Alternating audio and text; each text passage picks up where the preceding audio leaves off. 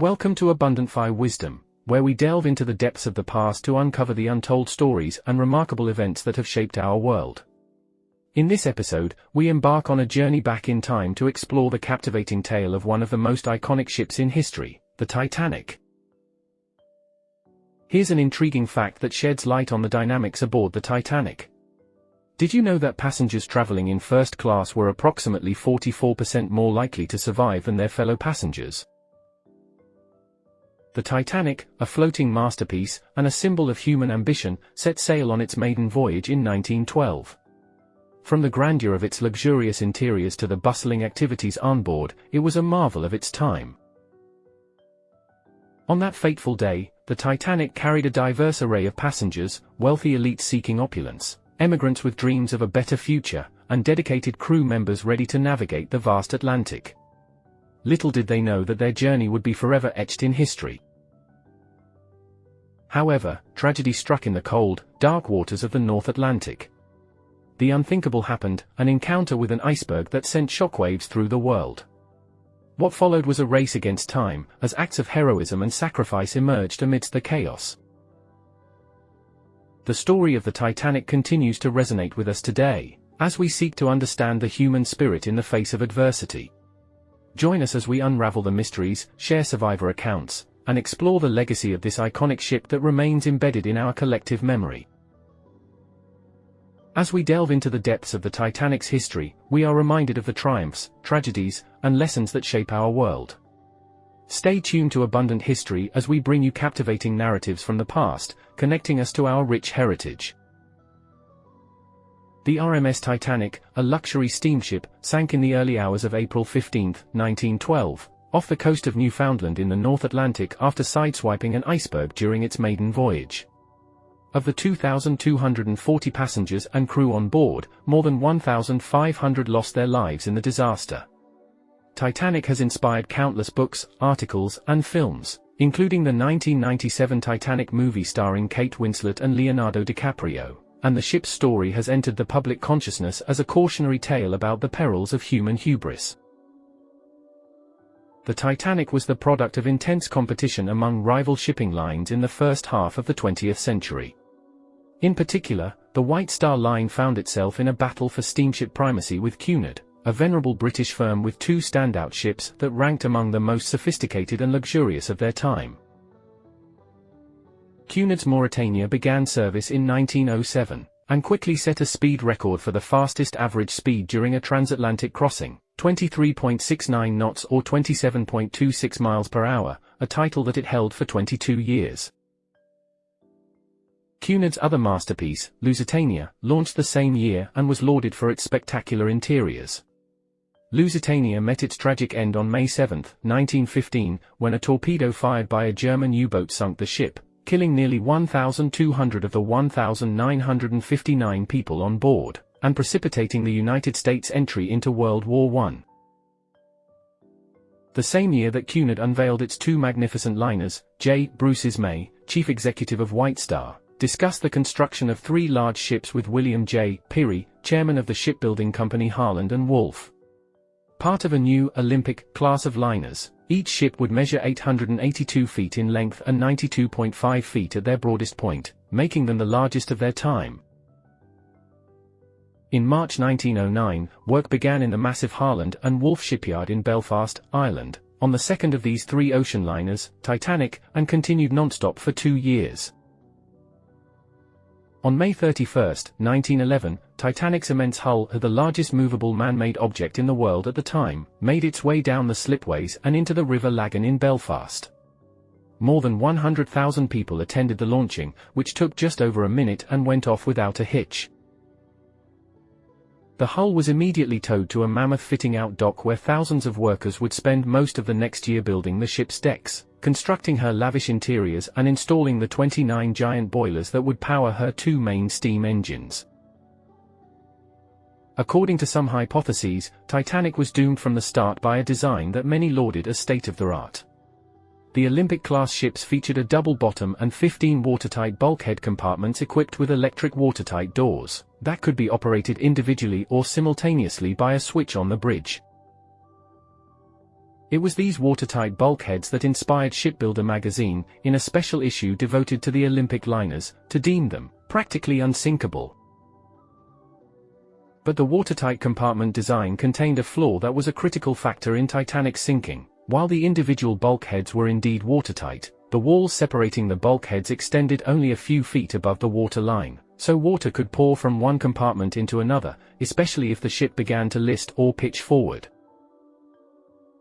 The second critical safety lapse that contributed to the loss of so many lives was the inadequate number of lifeboats carried on Titanic. A mere 16 boats, plus 4 Engelhard collapsibles, could accommodate just 1,178 people. Titanic could carry up to 2,435 passengers, and a crew of approximately 900 brought her capacity to more than 3,300 people. As a result, even if the lifeboats were loaded to full capacity during an emergency evacuation, there were available seats for only one-third of those on board.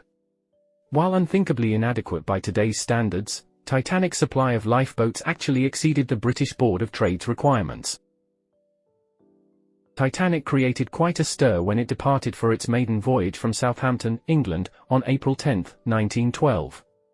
After stops in Cherbourg, France, and Queenstown, now known as Cobb Island, the ship set sail for New York with 2,240 passengers and crew, or souls, the expression then used in the shipping industry, usually in connection with a sinking, on board. As befitting the first transatlantic crossing of the world's most celebrated ship, many of these souls were high-ranking officials, wealthy industrialists, dignitaries, and celebrities. First and foremost was the White Star Line's managing director, J. Bruce's May, accompanied by Thomas Andrews, the ship's builder from Harland and Wolff. Absent was financier J.P. Morgan, whose International Mercantile Marine Shipping Trust controlled the White Star Line and who had selected Ismay as a company officer. Morgan had planned to join his associates on Titanic but cancelled at the last minute when some business matters delayed him. The wealthiest passenger was John Jacob Astor IV, heir to the Astor family fortune, who had made waves a year earlier by marrying 18-year-old Madeline Talmadge Force, a young woman 29 years his junior, shortly after divorcing his first wife. Other notable passengers included the elderly owner of Macy's, Isidor Straus, and his wife Ida, industrialist Benjamin Guggenheim, accompanied by his mistress, valet, and chauffeur, and widow and heiress Margaret, Molly, Brown, who would earn her nickname, the unsinkable Molly Brown, by helping to maintain calm and order while the lifeboats were being loaded and boosting the spirits of her fellow survivors. The employees attending to this collection of first-class luminaries were mostly traveling second class, along with academics, tourists, journalists and others who would enjoy a level of service and accommodations equivalent to first class on most other ships. But by far the largest group of passengers was in third class, more than 700, exceeding the other two levels combined. Some had paid less than $20 to make the crossing. It was third class that was the major source of profit for shipping lines like White Star, and Titanic was designed to offer these passengers accommodations and amenities superior to those found in third class on any other ship of that era. Titanic's departure from Southampton on April 10 was not without some oddities. A small coal fire was discovered in one of her bunkers, an alarming but not uncommon occurrence on steamships of the day. Stokers hosed down the smouldering coal and shoveled it aside to reach the base of the blaze. After assessing the situation, the captain and chief engineer concluded that it was unlikely it had caused any damage that could affect the hull structure, and the stokers were ordered to continue controlling the fire at sea. According to a theory put forth by a small number of Titanic experts, the fire became uncontrollable after the ship left Southampton, forcing the crew to attempt a full-speed crossing. Moving at such a fast pace, they were unable to avoid the fatal collision with the iceberg. Another unsettling event took place when Titanic left the Southampton dock. As she got underway, she narrowly escaped a collision with the America Line's SS New York. Superstitious Titanic buffs sometimes point to this as the worst kind of omen for a ship departing on her maiden voyage. On April 14, after 4 days of uneventful sailing, Titanic received sporadic reports of ice from other ships, but she was sailing on calm seas under a moonless, clear sky. At about 11:30 p.m., a lookout saw an iceberg coming out of a slight haze dead ahead, then rang the warning bell and telephoned the bridge. The engines were quickly reversed and the ship was turned sharply. Instead of making direct impact, Titanic seemed to graze along the side of the berg, sprinkling ice fragments on the forward deck. Sensing no collision, the lookouts were relieved. They had no idea that the iceberg had a jagged underwater spur, which slashed a 300-foot gash in the hull below the ship's waterline. By the time the captain toured the damaged area with Harland and Wolfe's Thomas Andrews, 5 compartments were already filling with seawater, and the bow of the doomed ship was alarmingly pitched downward, allowing seawater to pour from one bulkhead into the neighboring compartment. Andrews did a quick calculation and estimated that Titanic might remain afloat for an hour and a half, perhaps slightly more. At that point the captain, who had already instructed his wireless operator to call for help, ordered the lifeboats to be loaded. A little more than an hour after contact with the iceberg, a largely disorganized and haphazard evacuation began with the lowering of the first lifeboat. The craft was designed to hold 65 people, it left with only 28 aboard. Tragically, this was to be the norm. During the confusion and chaos during the precious hours before Titanic plunged into the sea, nearly every lifeboat would be launched woefully underfilled, some with only a handful of passengers. In compliance with the law of the sea, women and children boarded the boats first. Only when there were no women or children nearby were men permitted to board. Yet many of the victims were in fact women and children, the result of disorderly procedures that failed to get them to the boats in the first place. Exceeding Andrews' prediction, Titanic stubbornly stayed afloat for close to 3 hours. Those hours witnessed acts of craven cowardice and extraordinary bravery. Hundreds of human dramas unfolded between the order to load the lifeboats and the ship's final plunge. Men saw off wives and children, families were separated in the confusion, and selfless individuals gave up their spots to remain with loved ones, or allow a more vulnerable passenger to escape. In the end, 706 people survived the sinking of the Titanic. The ship's most illustrious passengers each responded to the circumstances with conduct that has become an integral part of the Titanic legend. Ismay, the White Star managing director, helped load some of the boats and later stepped onto a collapsible as it was being lowered. Although no women or children were in the vicinity when he abandoned ship, he would never live down the ignominy of surviving the disaster while so many others perished. Thomas Andrews, Titanic's chief designer, was last seen in the first-class smoking room, staring blankly at a painting of a ship on the wall. Astor deposited his wife Madeline into a lifeboat and, remarking that she was pregnant, asked if he could accompany her. Refused entry, he managed to kiss her goodbye just before the boat was lowered away. Although offered a seat on account of his age, Isidor Straus refused any special consideration, and his wife Ida would not leave her husband behind. The couple retired to their cabin and perished together. Benjamin Guggenheim and his valet returned to their rooms and changed into formal evening dress. Emerging onto the deck, he famously declared, "We are dressed in our best and are prepared to go down like gentlemen." Molly Brown helped load the boats and finally was forced into one of the last to leave.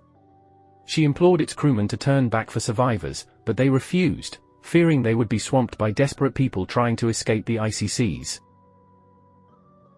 Titanic, nearly perpendicular and with many of her lights still aglow, finally dove beneath the ocean surface at about 2:20 a.m. on April 15, 1912.